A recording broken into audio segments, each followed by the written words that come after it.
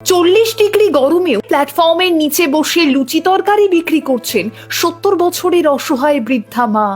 আসলে কিছু মানুষের কথা, কিছু মানুষের যুদ্ধ বারবার বলতে ইচ্ছা করে। জীবনের প্রায় শেষ বয়সে এসেও বর্ধমান স্টেশনে লুচি তরকারি বিক্রি করেন তিনি।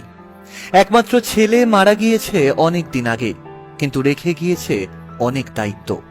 ঘরে ফুটফুটে নাতনি আছে তার, আর নাতনিকে বড্ড ভালোবাসেন তিনি। তাই নাতনিকে বড় করতে, সংসার চালাতে আজও সবকিছু উপেক্ষা করে লড়াইটা চালিয়ে যাচ্ছেন। হ্যাঁ, এ এক বড় অসম লড়াই। একদিকে বয়স, অন্যদিকে দারিদ্রতা, কিন্তু তাও পিছপা হননি তিনি। তাই সকাল হতেই স্টেশনে এসে দোকান গুছিয়ে নেওয়া তার অভ্যাস।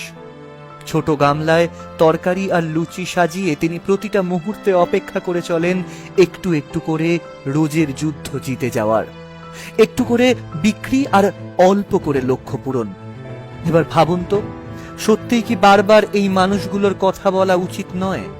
নিজের স্বামীকে হারিয়েছেন, যে সন্তানকে গর্ভে ধারণ করেছিলেন সেই সন্তানের মৃতদেহ দেখেছেন। তারপরেও একটা মানুষের ঠিক কতটা মনের জোর থাকলে তিনি এই জায়গায় নিজেকে নিয়ে আসতে পারেন? আসলে অভাব তো আর কথা শোনে না, আর খিদে দুঃখ বোঝে না।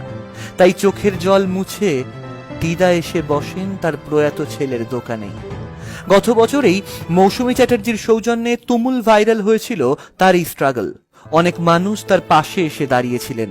তিনি গিয়েছিলেন জনপ্রিয় রিয়েলিটি শো এর মঞ্চেও। সেদিন আরো অগণিত মানুষ তার যুদ্ধের কথা শুনেছিল। ভিজেছিল চোখ, আর হ্যাঁ, বিক্রি বেড়েছিল অল্প হলেও। দোকানের আয় দিয়েই সংসার চলে আদরের নাতনির পড়াশোনা। আর এই স্বল্প আয় থেকেই তিনি চেষ্টা করেন নাতনির শখ আহ্লাদ মেটাতে। এমনকি অনলাইন ক্লাস যখন হতো, তখন নাতনির পড়াশোনার জন্য তাকে মোবাইলও কিনে দিয়েছিলেন। করোনা আবহ কিংবা লকডাউন তার এই লড়াইকে হয়তো সাময়িক দমিয়ে রাখতে পেরেছিল, কিন্তু হারিয়ে দিতে পারেনি।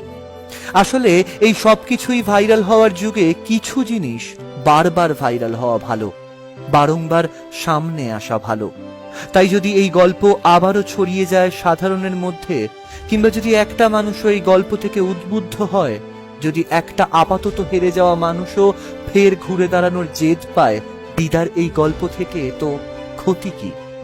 আসলে দিদার গল্পটা এমনই এক গল্প, যে গল্পের পরতে পরতে অনেকটা সংগ্রাম আর নিশ্চুপ চোখের জল। যে গল্প বলে যায়, চোখের জলকে অস্ত্র করো আর মনের জেদকে বর্ম। দেখবে জিতে আসবেই, তুমি নিশ্চিতভাবে জিতে আসবে।